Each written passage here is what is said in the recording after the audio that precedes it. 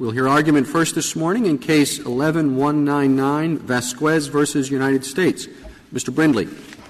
Mr. Chief Justice, and may it please the Court, when determining whether an error affects substantial rights pursuant to the harmless error statute, Court should first begin the analysis with the error itself, consider it in the context of the entire record, determine what potential impact it may have, and then ask the question, can the government prove to the requisite degree of certitude, in this case fair assurance, that the error did not substantially impact the verdict of the jury that heard the case? It is impermissible for the reviewing court to merely ask the question of whether some other jury, a reasonable jury that didn't hear the error that this jury heard, would convict him and determine harmlessness on that basis. Kariakos. My problem is I can accept that formulation, certainly for purposes of this case. I just don't see where in the opinion, I have the opinion of the Court of Appeals, it focused on the wrong test. It didn't use the magic words, and it started out with, let's look at the big picture. And it said, well, here's the defense he elected to put on, and this is a tough sell because. But then it quotes what happens with the jury. It ends its analysis for saying this evidence would have moved the jury to convict Vasquez without a nudge from anything it heard in the government's case. I just don't see that you have supported your theory by what the Court says. Before the harmless error analysis, the question the Court asks is, what we have to decide is whether a reasonable jury would convict him absent the error. And so the question that they ask doesn't require any consideration of the error. And the conclusion they reach that he would be convicted without any consideration of the error also doesn't consider the error. They do not address the error or its impact at all, despite a robust dissent which set forth the extraordinary prejudicial possible impact of this error. They don't disagree with the dissent. They simply don't address it at all. Could you tell me what the error actually was? I see, and you can add another, three potential things about these calls, or three potential errors. One, that they proved, as a matter of fact, that she was biased. But as the majority points out, she already said she was before the tapes were played. So whatever error may have been occasioned by the jury using the tapes as for the truth, it really was cumulative to an already admitted bias. The second is some sort of ambiguous statement by her that all of them were in trouble, meaning all the defendants, and a similar statement by the petitioner's lawyer. So what was it that was error that affected or influenced the jury among these three choices? The statements from counsel, two statements. One, that everyone was going to lose the case, which was repeated several times by government counsel during the cross-examination. It was never referenced in the summations, however, or in the reply. They were not specific. The recordings were referenced, and they told them to look at the recordings. They didn't reference that specific statement. It was referenced three times in the cross-examination. When the witness suggested that who was going to lose the case only referred to her husband, the government corrected her and said, no, it was everyone, and then they played the tape to make that clear. They also played a portion of a recording where it said that counsel was talking to Mr. Vasquez about pleading guilty. Now, if you take those two statements together for their truth, what they mean is that counsel believes he's guilty and was telling him he should plead that way. So that's the error that you think that's influenced this trial? I think that's the most substantial one. Now, tell me what in this record reflects that influence. The fact that they asked for her testimony, well, she was your client's entire defense, so what does the asking for her testimony show that they were interested in that particular part of the transcript? Well, asking for her testimony shows that they were focused on they were asking for a transcript that would have contained that part of the record. We can't prove, and we don't have the burden. I think that's important to prove that they were focused on that specific statement. However, They did ask for that transcript. I also think they rendered the split verdict in the case, which is — Which transcript? The transcript of her testimonies, both on direct, and then they asked for both, plural, indicating they wanted the rebuttal testimony, which would have included these statements. And I don't think there's any way for the government to prove on this record, to any degree of assurance, that they weren't concerned about that error. An error that I think if they took these things for their truth, then they could have thought he essentially confessed to his lawyer. His lawyer knew he was guilty. Those are fair inferences if taken for their truth. And then they could have disregarded all arguments that were made on his behalf. That's a sort of error that could infect the entire proceeding. And when you correct that the difference between your position and the government's position is that the government says the focus should be on a rational jury, and you say the focus should be on this particular jury? That is one of the important differences. Well, that I understand, but beyond that, I really don't understand the difference between the two positions. Well, in the government's brief, at sometimes, as we indicate in our reply, it seems that they support a very similar test to ours, and at others it seems like they want to say that you can just look at a reasonable jury and how they would view the evidence. Well, let me read you two sentences and tell me whether you think there's a difference between them. First one. Is there a fair possibility that this particular evidence caused the jury to convict? Second statement, is there a fair possibility that this jury would have convicted without the evidence? You see a difference between those two? I do. What is the difference? The difference is one of them was going to focus on the entire record, which includes the error. The other is going to focus on the evidence in the record without the error, and that's important, particularly with an error like this, an error that could have a pernicious effect that could affect a large, substantial part of this evidence, everything the defendant presented. It's really — Could I yes. Stop you there? Where in the government's brief do you see the statement that the analysis should not look to the error, should not include the error? Part of the government's brief asserts that you can look at whether a reasonable jury would convict him absent the error. That assessment doesn't require consideration of the error. Where exactly is that in their brief? That the question is whether a jury would convict him without considering the error. Because I look at the government's brief, and they have fairly extensive analysis of the error, why they think it's not important, why they, but I don't see them saying you don't look at the error at all. I think there's a significant — I don't have the exact citation.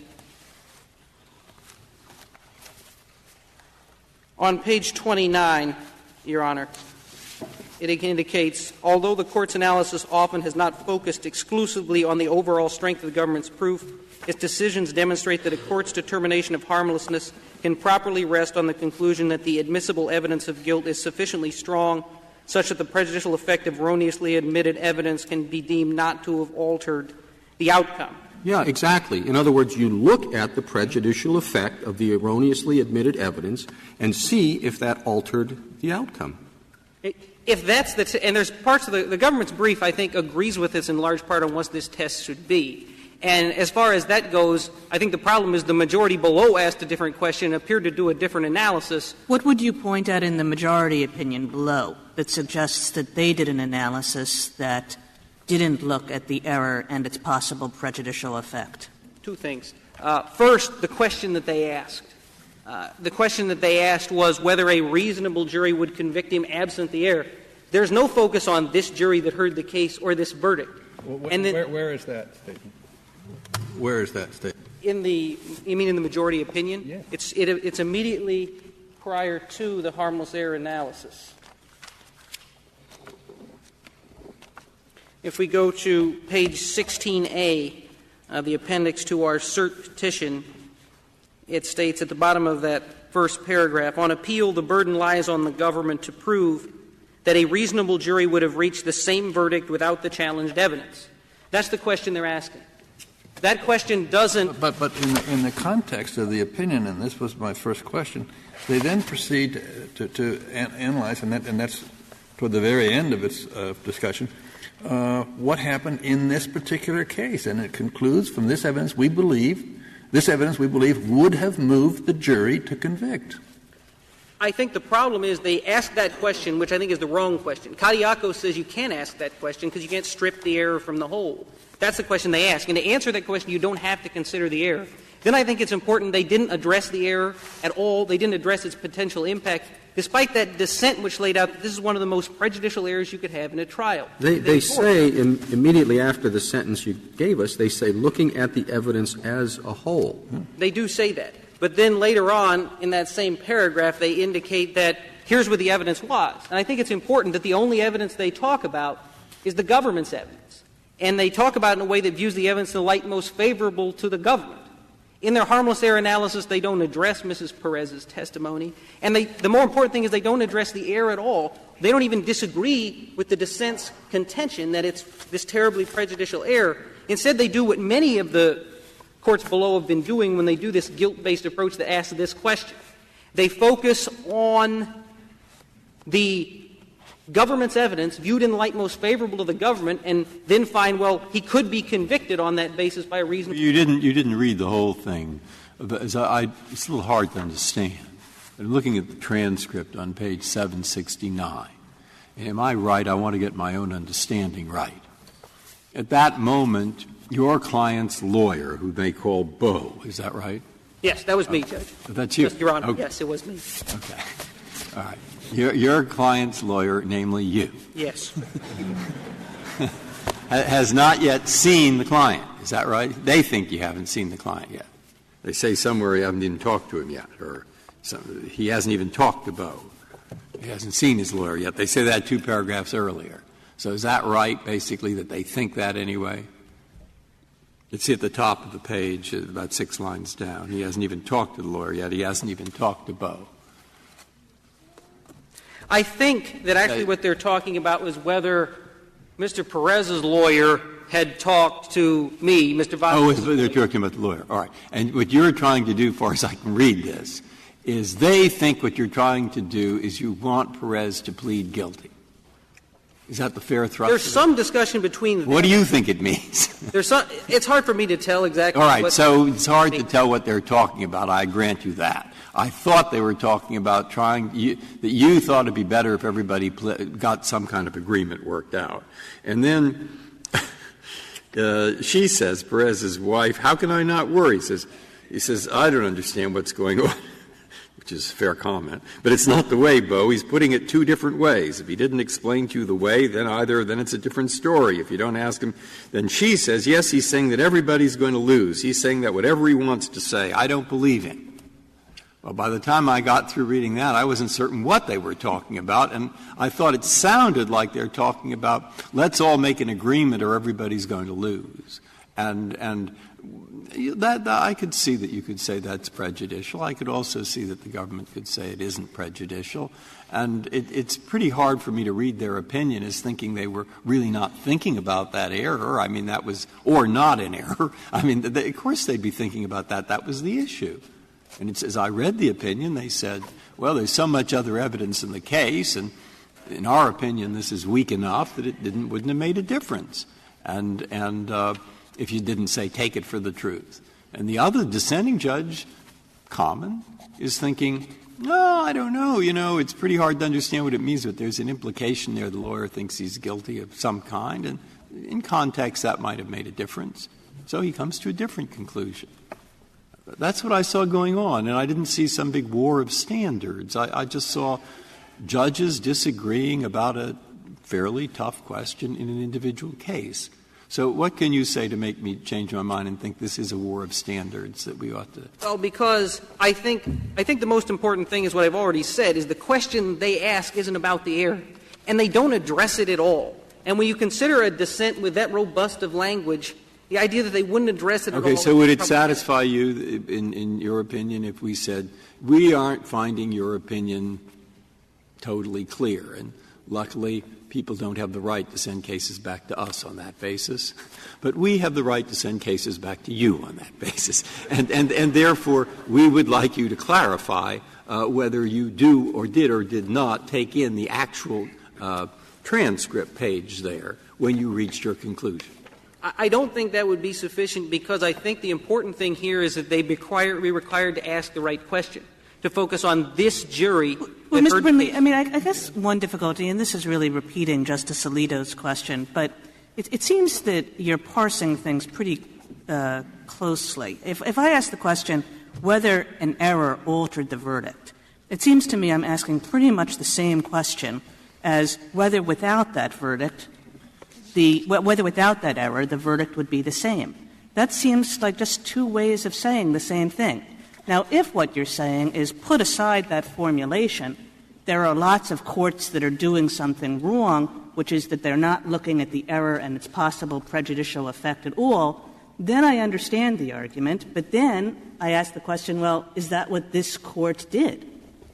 And I think that by asking the question in that way and talking only about a reasonable jury absent the error, when you start saying absent the error and you start looking at the evidence without the error, you're looking at a case the jury didn't hear. And I think that's the biggest problem. If you're looking at a case the jury didn't hear, then the reviewing court sort of makes its own guilt judgment about a case they didn't hear. Well, look, if you win, your client will get a new trial. Let's suppose that the new trial is exactly like the trial that took place. Every single thing is the same except the error is corrected. All right? Isn't that essentially the harmless error analysis? No, I don't think so. I don't think so. Because I think if you do the analysis that way and you say the error is corrected, you don't take into account its impact. The question has to be whether it contributed to the jury's verdict, not whether the verdict would be the same in another trial. That's where that Sixth Amendment problem that this Court was worried about all the way back in Katiakos. And even in Netter, where this Court said to safeguard the jury's province, we have to do an exact review of the entire record, including — that would include the error, obviously, and its impact. And here, this Court didn't address the error or its potential impact, and I think — Are you saying that it doesn't matter that the verdict would have been the same by this jury if the error had not been made? Yes, I am saying that. I'm saying that the question — You're saying that the test is whether it contributed to the verdict. And if it did, it doesn't matter whether the same verdict would have been pronounced absent that evidence. That is correct. Well, then what is harmless errors? Every error is harmful. Every error that's there contributes to the verdict. There's no such thing as harmless error. I don't think that should be the formulation of the test. I think it has to have what the government has to be able to do is prove to the necessary degree of certitude that the error doesn't substantially impact the verdict. And the reason what does that mean? To say that it doesn't substantially impact the verdict means the verdict would have been the same despite this evidence. But you're saying, no, that's not the test. You have to ask whether it contributed to the verdict. The government says, well, it did, but the verdict would have been the same anyway. That's what harmless error is, it seems to me. I think when you ask the question about whether the verdict contributed substantially to — or I'm sorry, whether the error contributed substantially to the verdict, what you're doing is you have to then look at the entire record and you have to look at the error's impact. And when you do that, you can make a determination where there's anything in the record that allow the government to prove to the right degree of assurance that it didn't. Now, it could be the case that you look at all of the evidence and you can say, well, in light of all the other evidence, the error was cumulative or it was essentially uncontested. And then you can find that error is harmless. It couldn't have contributed to the verdict, and we know that to the right degree of certitude. I think the problem comes in when you're talking about this reasonable jury and whether they would convict without the error. That's some other trial. We get a little more practical here. I think I understood your basic argument, which is my defense was by this one woman, the wife of one of the co-defendants. She tells a story, and if the jury had believed her story, they would have acquitted your client. Yes. All right? So I am assuming what you're saying, and you can correct me if I'm wrong, which is if we believe that the error committed affected her credibility in a meaningful way, that deprived you of a defense. Is that what you're saying? Yes. The potential of convincing the jury. Yes, absolutely. In addition to the fact that the error, if those statements are taken for their truth, they serve as an independent basis for conviction, believing that it's essentially confessed. Now, assuming that's your argument, I go back to my question, okay? Because what you said to me earlier, it wasn't about believing her or not. It was about believing the defense attorney whether the defense attorney thought the defendant was guilty or not. I think the two go hand in hand. I think that if they take these statements for their truth, they could disbelieve her and the defense attorney who called her because the defense attorney knew he was guilty and then called this witness to say otherwise.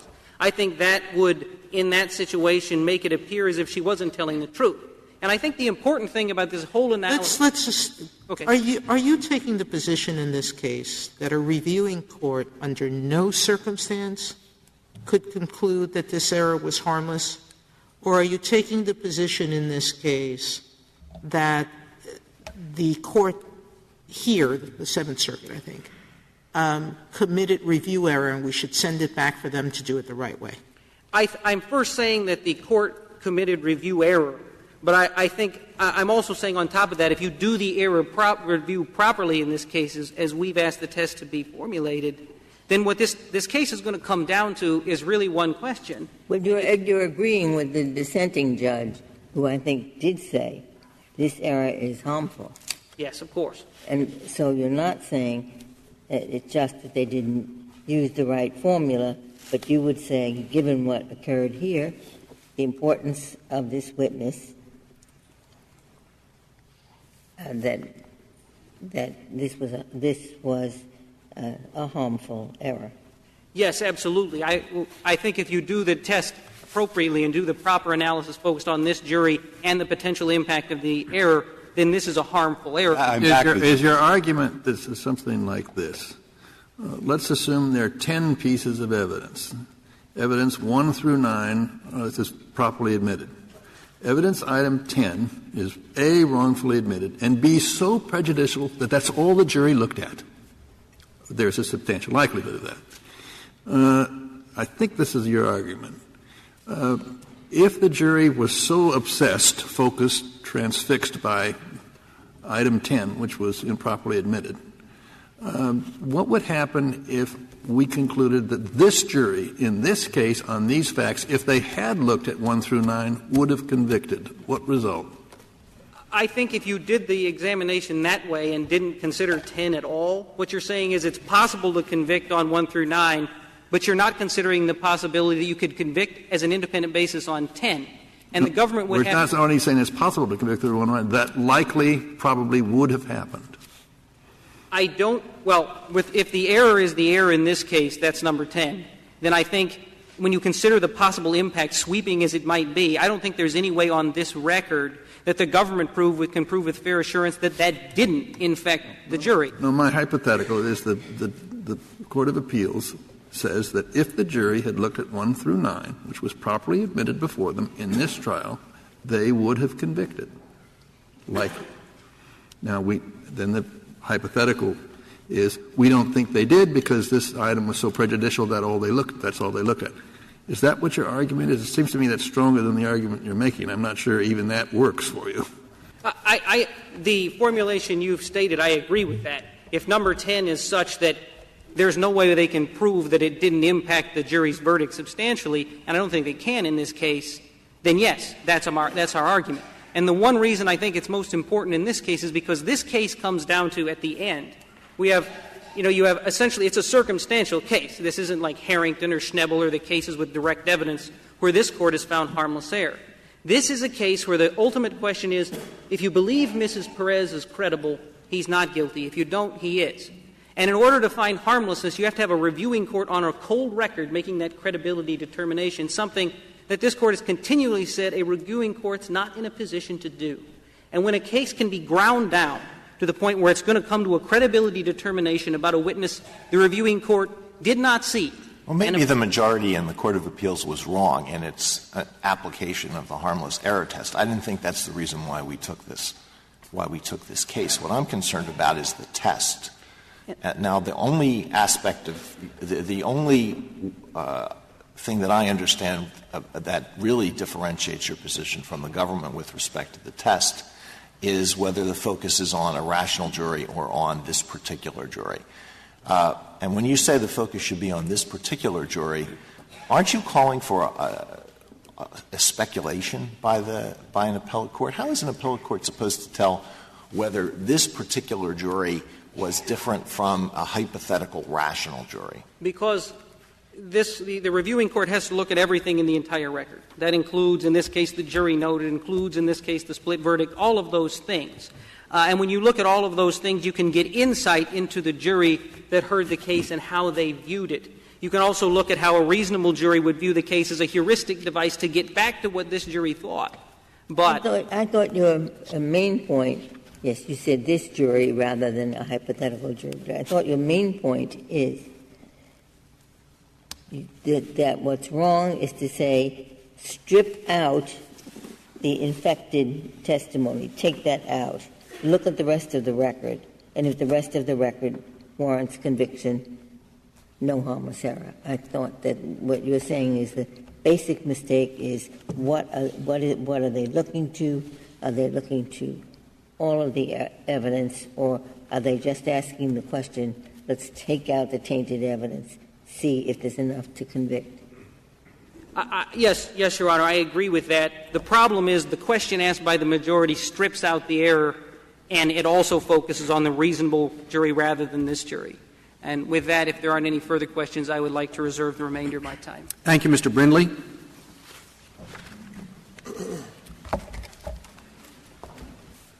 Mr. Yang. Mr. Chief Justice, and may it please the Court.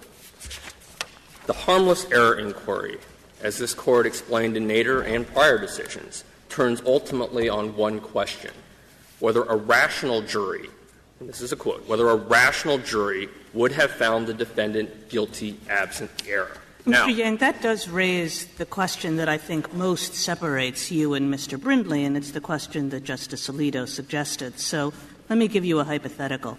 Let's say that this jury was not out for 8 hours, but was out for 8 days. And on the 7th day, a note came from the jury, and the note said, we really think that these tape recordings are extremely important, but we're having a dispute about how important they are, and we'd like to listen to them again. And they do that, and then they come back with this compromise verdict. Now, what you're suggesting is that we cannot look at any of that. Essentially, the best proof that's available to us about whether the error in fact affected this jury's decision, you would have a court close its eyes to. And I guess, why would that be? Well, I don't believe our view is quite so firm. I think, as a general matter, our view is that indications mid-deliberation of what a jury might, or some subset of the jury might be considering, is generally very unreliable. And that in your case, the Court shouldn't shut its eyes to that question, but what it should do is redirect the Court back to the evidence that was before the jury. Because if we're assuming a rational jury, there often is some correspondence. It should be an indication to go back and look again. If the Court were to conclude, wow, the evidence was so overwhelming that no rational jury would have, had a problem with convicting absent the error, it's very unlikely that the situation that your hypothetical poses would result. So let me make sure I understand what you're saying to me. That you're saying to me, no, we didn't mean to say that was irrelevant. We just mean to say that an appellate court should be cautious about it and look at that kind of evidence in light of everything else that happened at the trial. Well, ultimately, the appellate court should look back at what the jury was supposed to consider, the evidence in light of the instructions. It should be a cautionary note, but ultimately should redirect the court back to the evidence. And I think that focuses on, again, one of the two related legal points that Petitioner made in argument that I think there's real disagreement between the government and Petitioner on. One, the inquiry of a reasonable jury or a rational jury, which is the government's view, versus this particular jury, and the related claim that the inquiry is how this influenced the deliberative process, if it was like a factor that this jury might have considered in reaching its verdict. I don't know how to separate out an admitted error situation, and let me explain why, okay? Let's assume the facts of this case, but instead of this tape recording, the improperly admitted evidence was a confession by the defendant, would you be prepared to say that in a circumstantial case of guilt — now, we've already said that confessions are one of the most powerful pieces of harmful error — that in a confession that somehow this was still harmless? Are we taking Marina's testimony out now? Yes. Okay. If Marina's testimony was not in and you had the evidence here, now an unconstitutional confession, of course, would raise the bar, standard. right? Let's talk about it under the Quixote standard. Let's talk about the standard we're If you're all you're asking is a fair assurance, then I think you could get to the same result here. Because when you take Marina's testimony out of the picture, there was really no defense at all. What the government had was a strong case. No. He testifies, but he testifies to everything Marina said. Meaning when I use the word confession, I'm sorry, I misspoke. He takes the stand. Or doesn't take the stand. He says everything he said to the police. And that confession that he was there. So he testified to the substance of Marina's testimony, that he happened to just drive. He called him. Right. And then the error is the same error? It was improperly admitted. Without Miranda. The tapes? Not the tapes, just the story.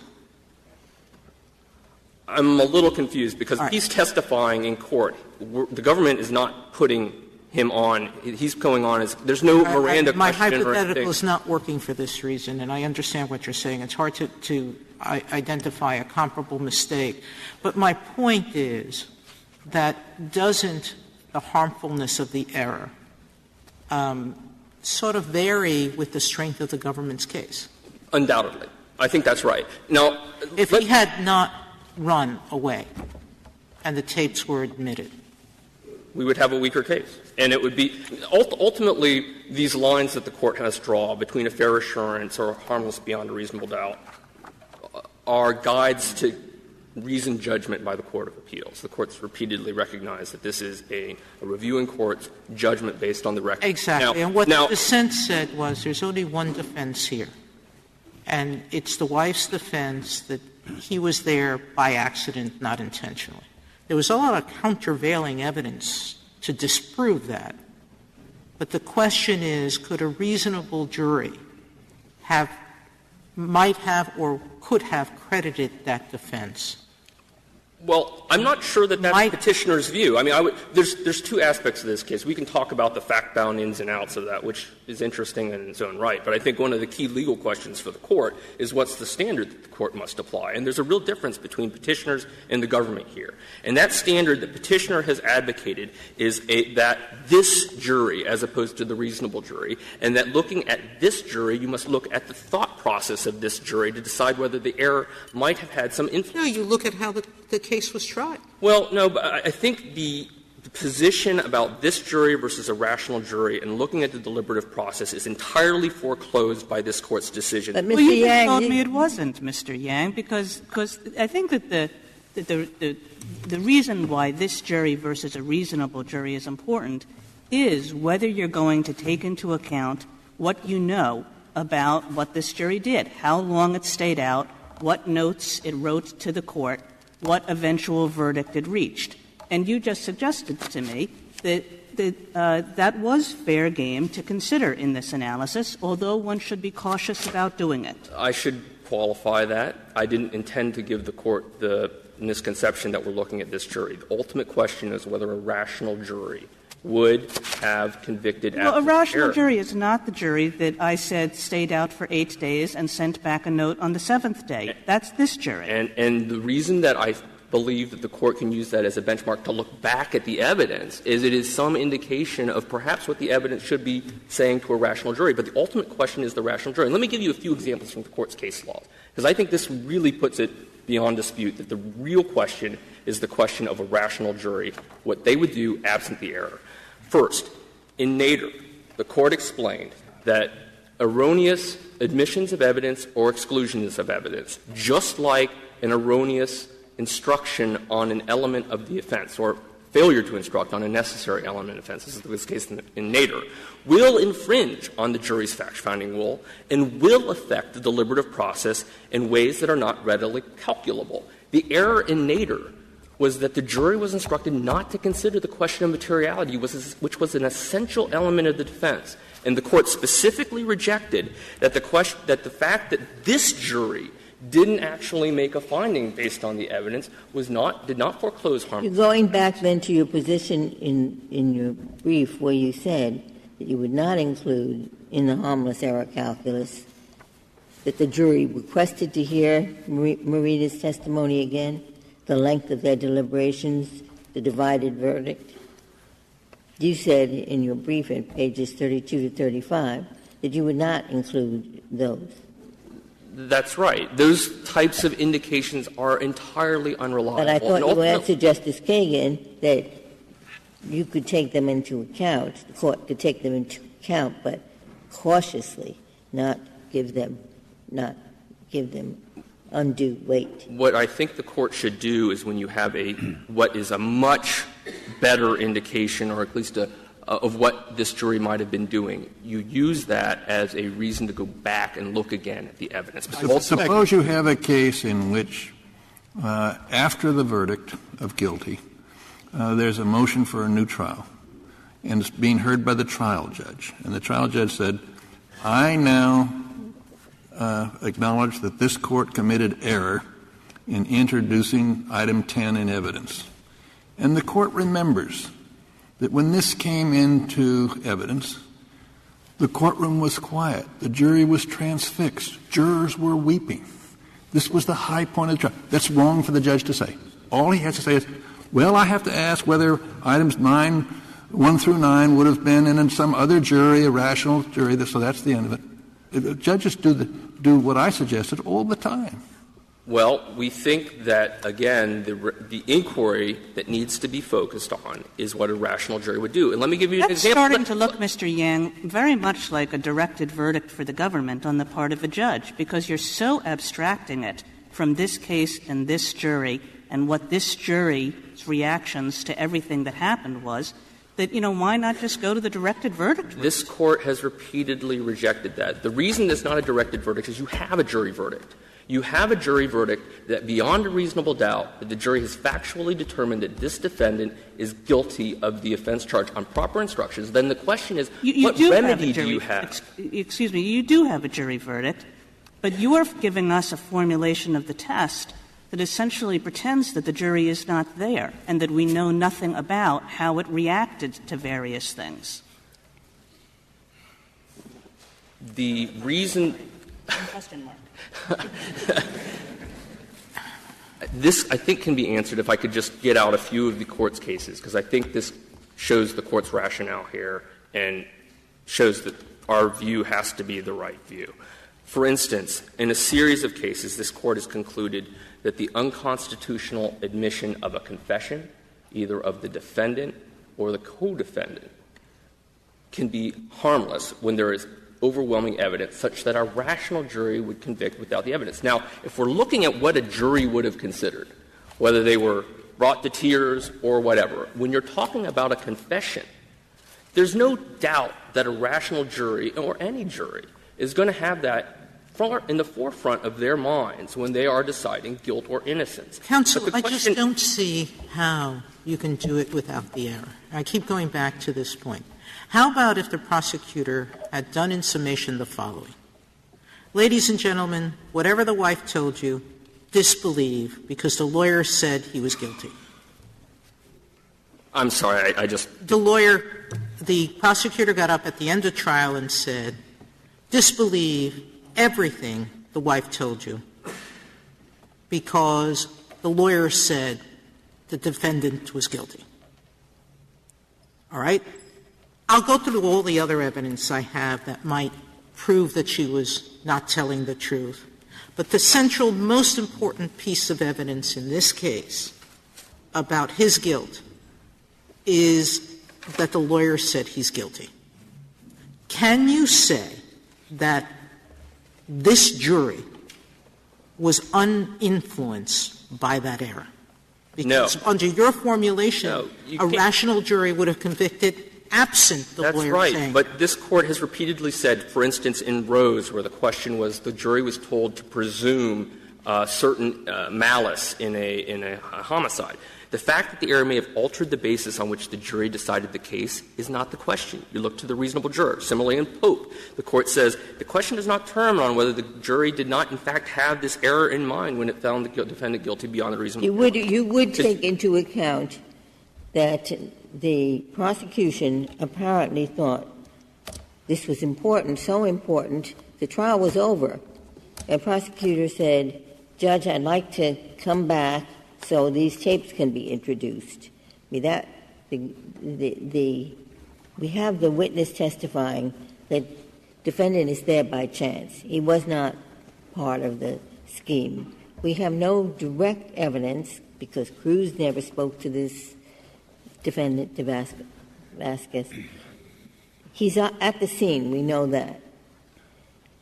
And an explanation, an innocent explanation of given why he's at the scene. And then the government comes back after everything is done and says, we want the jury, we want these tapes to be before the jury. Isn't that, don't we take into account that the government itself thought this was very important? I think it's a factor that you consider, again, in directing the court's look at really what the trial evidence was. I mean, it I think belies the facts of this case. Obviously, that's a hypothetical.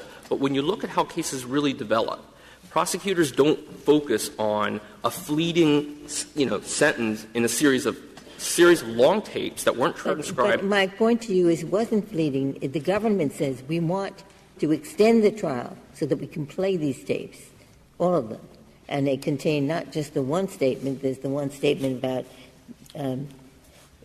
the trial will be bad. A trial will be bad for all of them, and that they should take a blank tape. I think when you look at what happened at trial, you see that the tapes were played for two reasons. One, to show that Marina had bias because she was told by Petitioner's counsel that Petitioner's counsel, at least she thought this, Petitioner's counsel would be able to make motions and arguments on behalf of her husband at sentencing. The dissent pointed out that she admitted that before the tapes were played. Correct. That she was testifying in the hopes of getting a lesser sentence for her husband. So the tapes weren't necessary for that. Correct. Well, the tapes certainly were reinforcing of that. And in fact, when the government's closing argument, it did not reference anything about this, what I think you and Justice Breyer correctly identified as a very ambiguous sentence in a series of long tapes. Remember, the transcripts that are in the record are only one portion of the tape. What was the line that the prosecutor repeated 3 times while she was on the stand?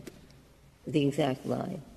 The exact lines? This Yeah. is The government thought it was important for the jury to hear it because it did it 3 times. To be fair, I think you need to look at what's before and after it. The government's focusing on 3 different statements that are at issue in the tapes. The first one is that with some profanity suggesting that her husband is not likely to succeed at trial. The second one is that defense counsel suggested that she said that defense counsel suggested that everybody was going to lose. And then third, she thought everybody was in, again with profanity, I'm going to paraphrase, a bad situation.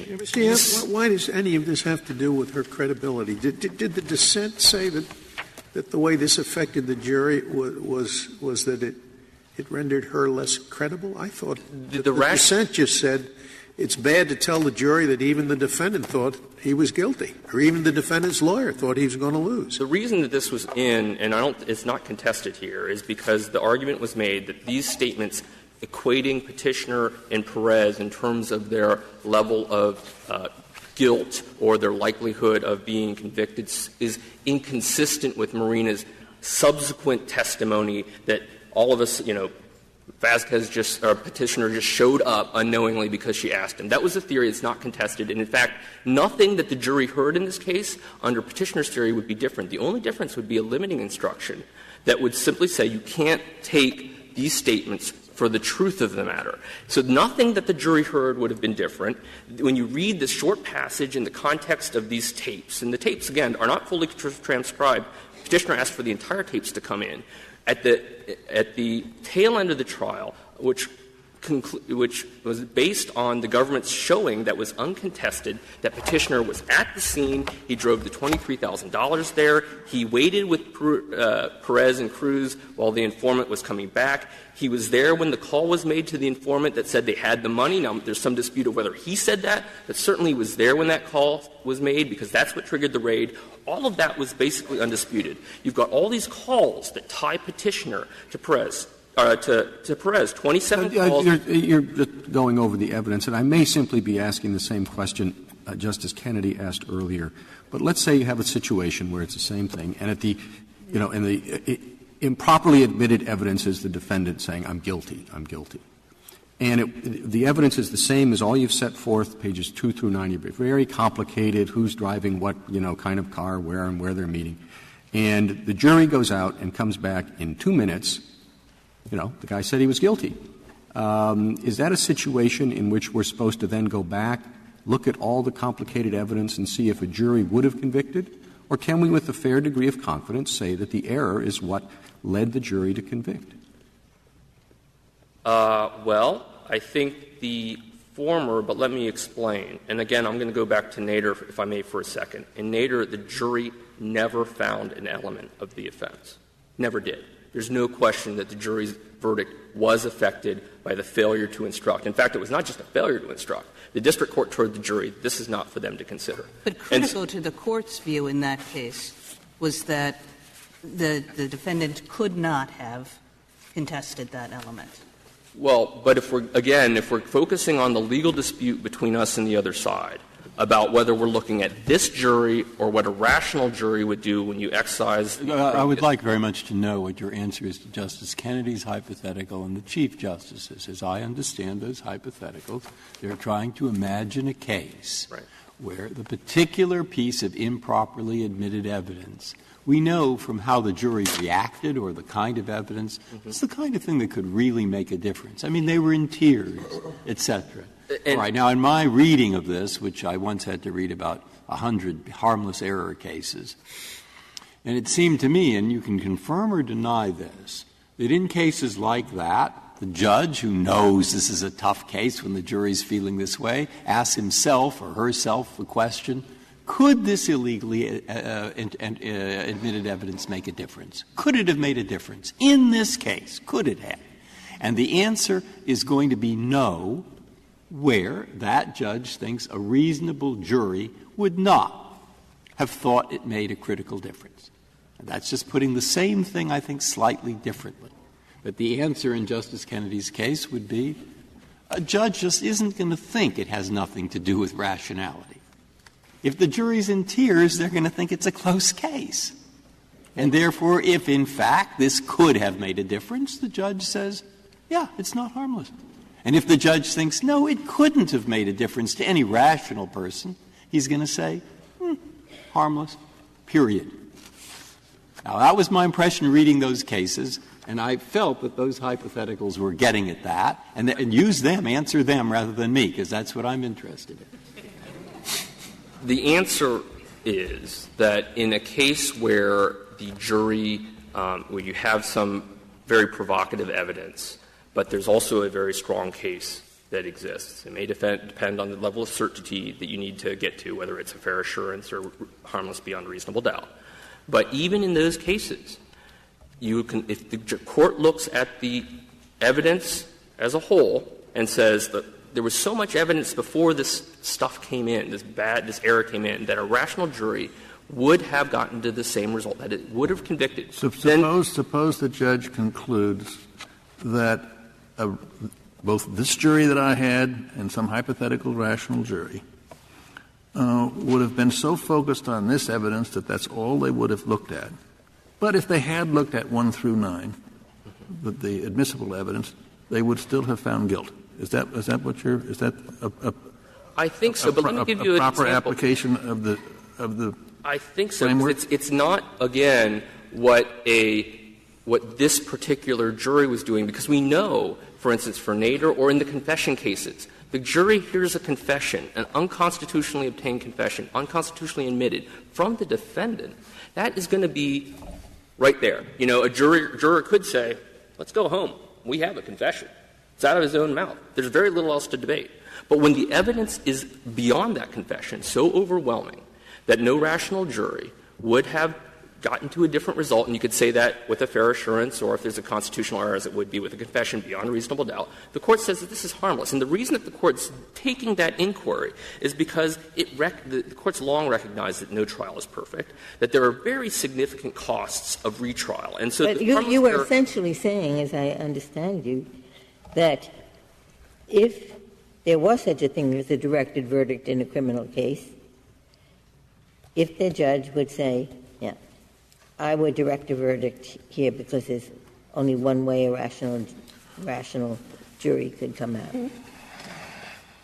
That argument was specifically rejected by this Court in Nader. The same question came up, and in fact, Nader is a much more difficult case for the government than this, because at least in Nader, the defendant had the argument that this jury did not find guilt beyond reasonable doubt because it was never instructed to find an element. Mr. Yang, I think you may be taking a harder position than you really need to. Why shouldn't the rule be that the appellate court should look at what would be done by a rational jury, except in the kind of extraordinary circumstances that have been posited by Justice Kagan's hypothetical and a few of the other questions, simply because it's so difficult to determine what the jury was actually doing.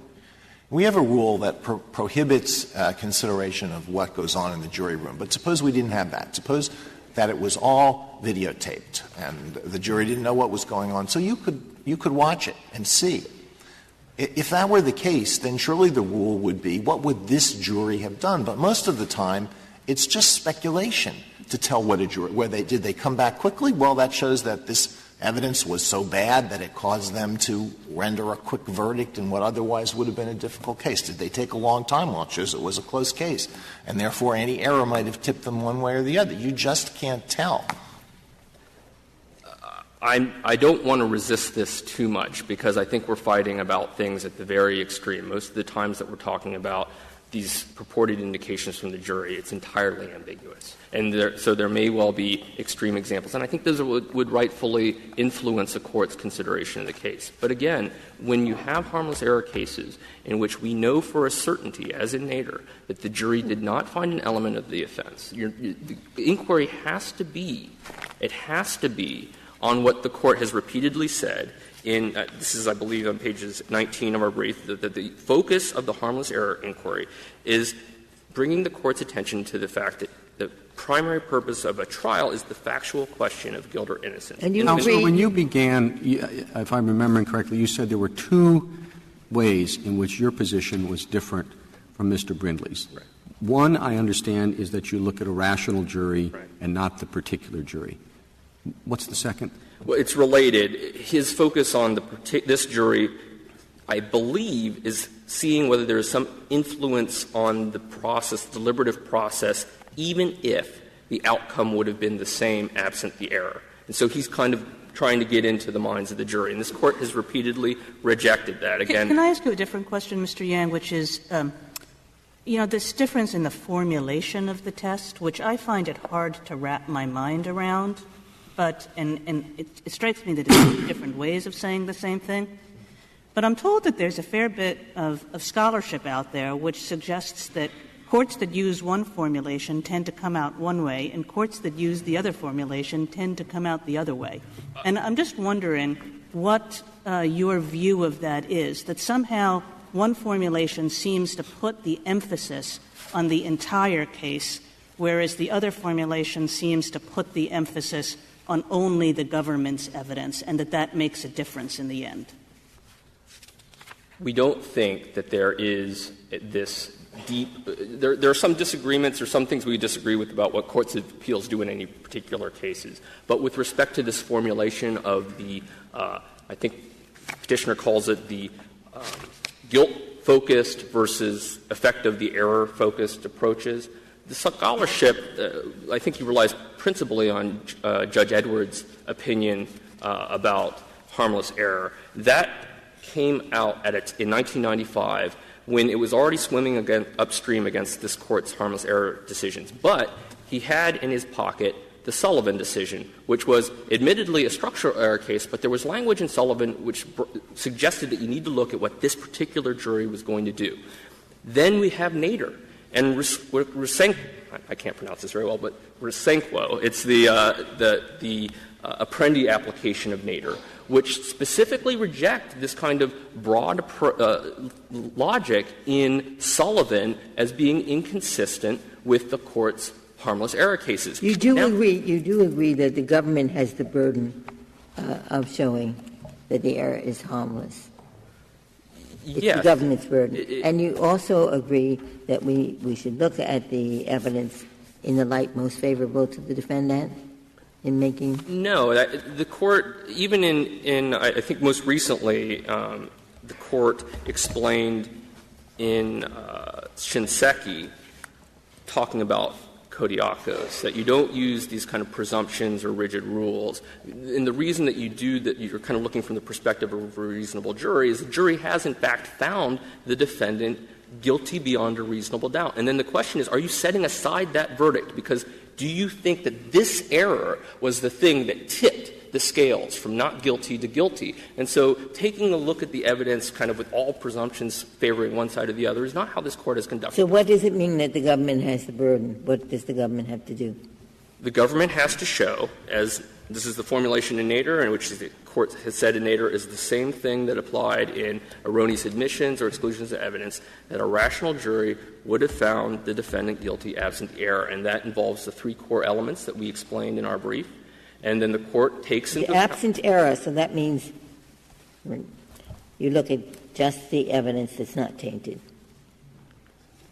No, in some cases you can do that where the evidence is so overwhelming. If I may finish. Briefly. In some cases you might do that. In other cases where it's closer, the evidence is not so strong, you need to look at the error to see if that error was going to be the dispositive thing in getting to guilt. The Chief Justice allowed me to ask one question. Certainly. Could I amend your statement so that you would say a rational jury, in all the circumstances of this case, given what this jury heard, would have?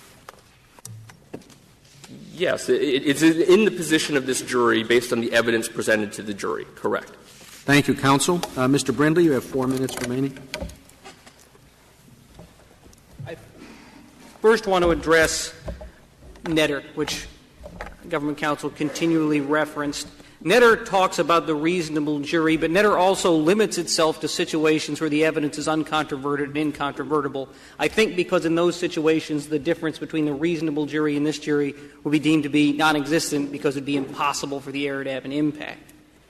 Secondly, I think it's important to note from Justice Sotomayor's hypothetical, if you don't consider the error, then even that extreme case, that would have to be ignored. And so I think the government's formulation and the formulation used by the appellate court below would justify — would lead to that bad conclusion. I also think that when you do that formulation, where you're talking about the reasonable jury and absence of error, the reason those cases come out different is because those courts think they don't have to address the error, which is, I think, what happened in the majority below, why they didn't address it despite the dissent.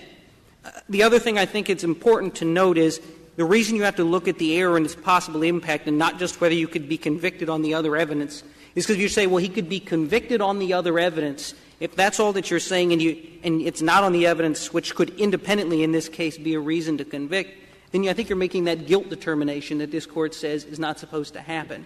And I think the majority's opinion below is consistent with that approach, and there's nothing in it to suggest that's not exactly what they did. I also think that in the end, there was a mention of the limiting instruction. A limiting instruction would have cured this problem. We assume juries would follow it. That means they wouldn't have concluded that his lawyer thought him guilty and then put Mrs. Perez on the stand and concluded she wasn't telling the truth. What this error allows, what, if taken for its truth, a jury could believe that he confessed to his lawyer. They could disregard everything that was said on his behalf. They could say, we know that he's guilty. His lawyer knew he was guilty. We can convict him on that basis. That's an error that can infect the entirety of the proceedings. And if you look at this jury and what they heard, and the question comes down to whether Mrs. Perez is credible or not, there's nothing in this record the government can point to that would allow a reviewing court to make that determination, a reviewing court that didn't see. Did the panel majority in this case say anything that differs from what this Court has said about harmless error? If we were to reverse, what would we point to in the panel majority's opinion that was erroneous? I think you would point to that first statement of the test where they say whether the reasonable jury would convict him absent the error, because Katiakos says you can't strip the error out. This Court's never overruled Katiakos. The other thing — Hasn't this Court said exactly what the Seventh Circuit said there in other cases? This Court has used, I think, dicta that has language of that sort, but in those cases what the Court does, like in Harrington, they look at what the error was, they put it in the context of the whole case, and they say the government could prove the jury didn't look at this to the right degree of assurance because it was cumulative. Because there's no — You want us to say we're reversing you, Seventh Circuit panel, because you said what we have said in prior cases, but we were wrong. I think that the reason to reverse them is because that formulation has proven to lead to the wrong analysis in all of these lower courts, this guilt-based approach. And it is not the law of Katiakos. This Court's never overruled Katiakos. And to focus on it allows a guilt determination by a reviewing court that would be violative of the Sixth Amendment that this Court was concerned about in Katiakos, that this Court was concerned about in Sullivan, that this Court was even concerned about in Netter, outside the scope of cases where the evidence is uncontestable. Because if you took these statements as true, and then you came down to a question, well, is Marina credible or not, Mrs. Perez, there's nothing the government can do on this record to prove that the jury would have found her credibility differently, because this Court can't figure that out on a cold record. It's said so many times. It's not possible to do, especially in a case that's based on circumstantial evidence like this one. Thank you, counsel. The case is submitted.